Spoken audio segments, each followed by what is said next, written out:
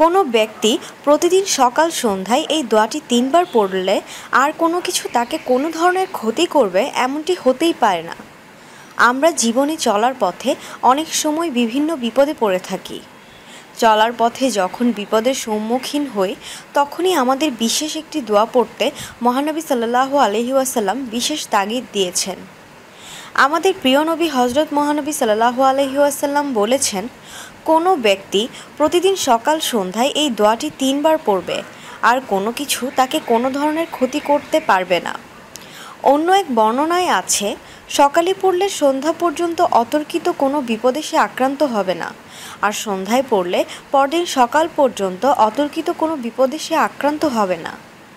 আবু দাউদ 5090, তিরমিজি 3388, ইবনে মাজাহ 3869। দোয়াটি হলো, বিসমিল্লাহিল্লাযী লা ইয়াদুররু মা ইসমিহি শাইউন ফিল আরদি ওয়ালা ফিস সামাই ওয়া হুয়াস সামিউল আলিম।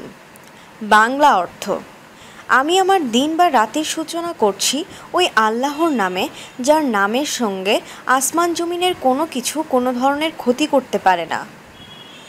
আপনাদের কি মতামত বন্ধুরা? কমেন্ট করে জানিয়ে দিন আর অবশ্যই সাবস্ক্রাইব করুন। ধন্যবাদ।